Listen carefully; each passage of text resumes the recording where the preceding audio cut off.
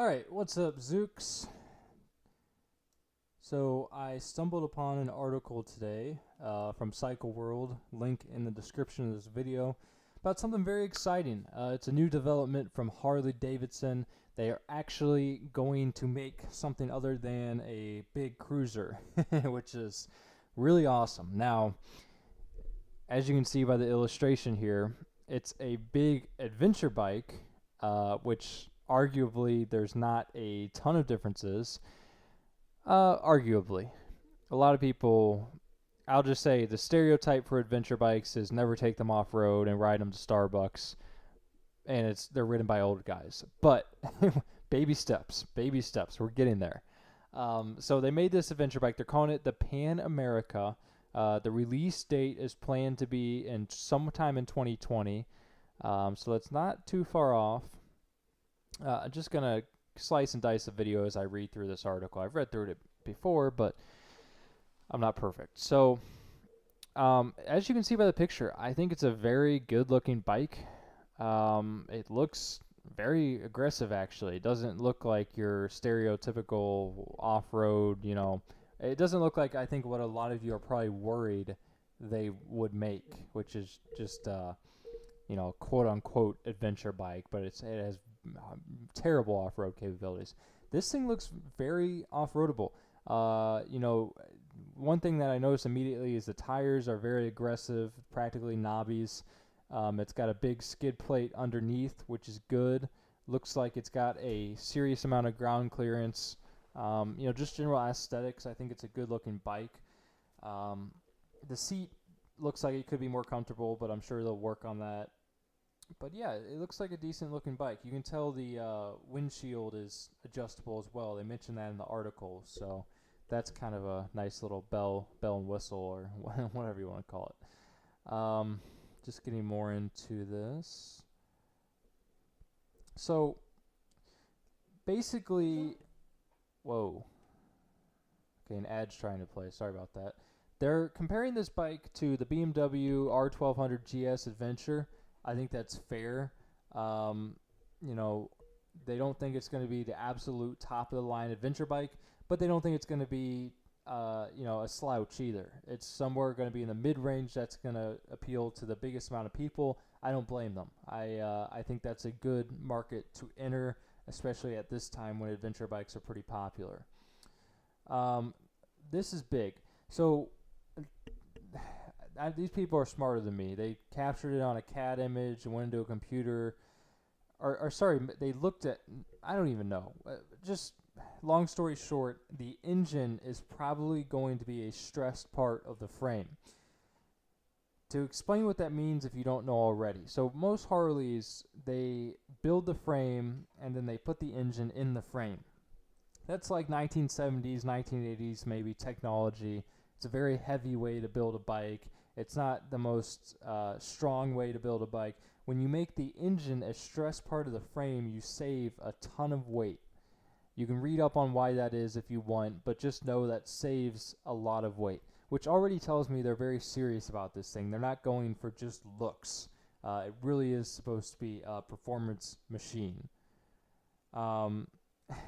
This writer says, I'll send pizza and beer to the entire design and engineering team if in Milwaukee, if the Pan America can come in under 550 pounds full of gas. So, like I said, that actually, if it was anywhere near that, that wouldn't be bad. Adventure bikes aren't light. They're very heavy. That's part of the reason I'm not necessarily a fan of them, but it would at least be competitive with the other bikes in its class. So also really clever here, they use the 19-inch front wheel, which they confirmed, as a measuring stick to try and approximate the seat height, which they got at about 33 inches. So it's basically the same as the R1200. Once again, that's great that they aren't outlandishly high or low.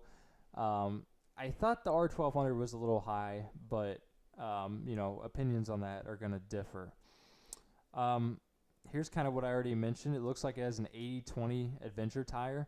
That's great. I would assume that means 80% off-road, 20% on-road, just looking at this. That, once again, shows that they're serious about this. They're not trying to make some kind of road queen that never sees any mud. Um, okay, so another thing, it's going to have inverted front forks. That's really good. uh, Once again, that's this century's technology. It's tremendously helpful off road and even on road. It's really good to have that. Not sure about how the rear shock the preload will be adjusted. They go on to say it could be manual, electric, or hydraulic. I think as long as it's adjustable, that's really good. Once again, when you have a bike that's going to be going on road and off road, you're going to want to be able to adjust suspension.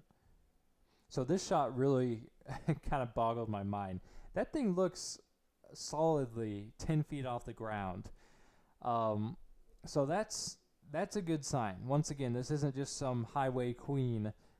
This is actually going to be a really capable adventure bike from the looks of it. I mean, that is a huge jump, especially on a presumably heavy motorcycle. So that's really cool to see. It's going to have ABS. Another thing that was interesting, this article mentioned that no Harley has ever had an ABS, which is just like crazy to me. I wouldn't, because the new Harleys have a lot of technology and electronics in them. So I'm just a little bit dumbfounded that nothing before has had that. So it just goes to show you that they really need to be playing around in other markets, and that'll help them advance, I think, in the right direction. But it's going to have ABS, so that's cool. They also mentioned ride modes, traction control must be included on the Pan America, or it'd be a non-starter. I agree with that. People take these things on very long trips. But the ABS is confirmed because they can see a controller. Wide tapered handlebars. I think it's going to be comfortable standing up. The windshield is adjustable once again. That's kind of all they know on creature comforts. And then the article kind of just goes on to say, it's going to be competitive in the adventure market. And looking at this prototype, I believe it will. This is, it looks like a serious adventure bike, a good looking one at that, at least in my opinion. Bear with me here. I'm just reading down on this.